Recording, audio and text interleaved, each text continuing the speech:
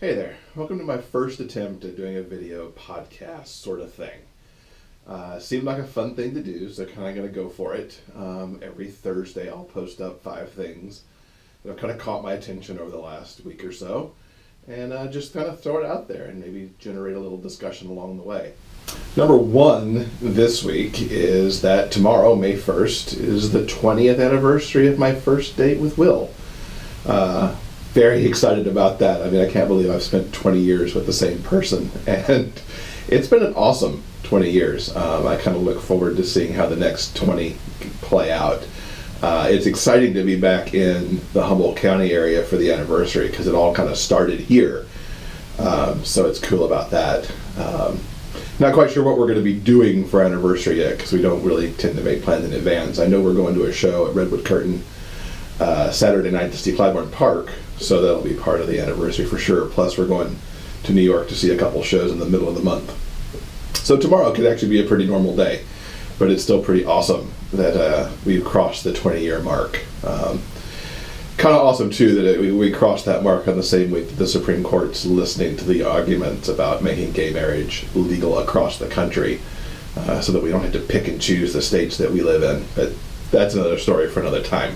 Number 2 for this week is the distraught that happened last night with the Detroit Red Wings as they got themselves eliminated from the Stanley Cup playoffs after a rough and tumble series with the Tampa Bay Lightning. I figured the series would go to 7 games.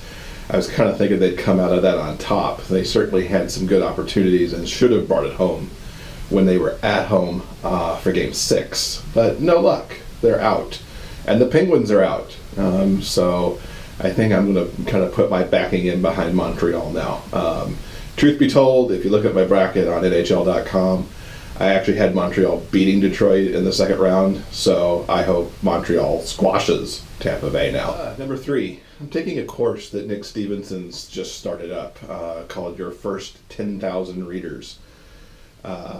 As I've taken this year to kind of make my writing into more of a business, because I would like to really, see that be something that I can carry into, my later years and retirement years and kind of build a good library of books and really, tackle my creative side.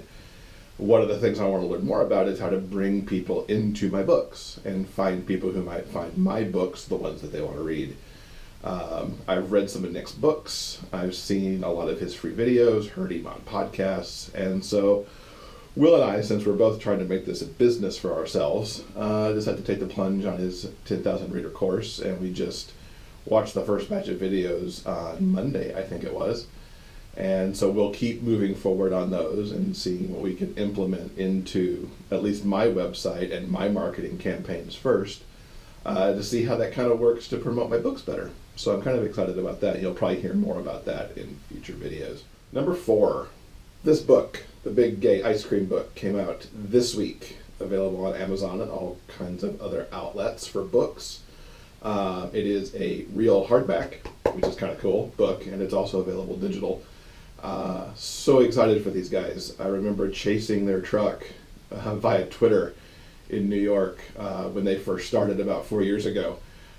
They do amazing stuff with ice cream, and this book, from what I've seen, having flipped through it a little bit this week, not only has awesome recipes in it, but also gives you the history of making the truck, working on the truck, expanding into storefronts in New York, and they've also got storefronts apparently going up in Philadelphia and Los Angeles soon too. So congratulations to the Big Gay Ice Cream folks.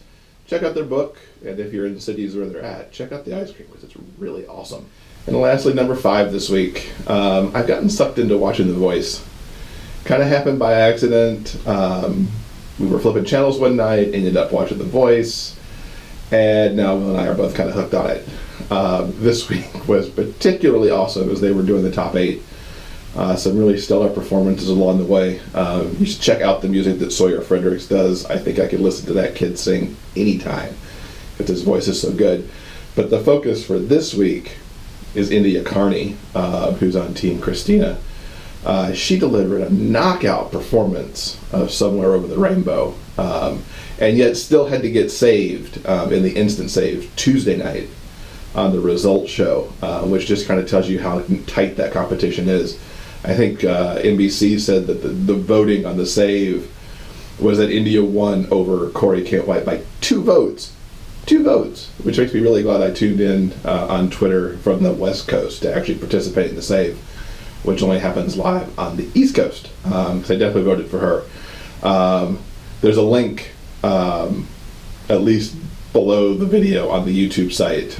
Maybe I can get techie and make it actually click into the video somehow.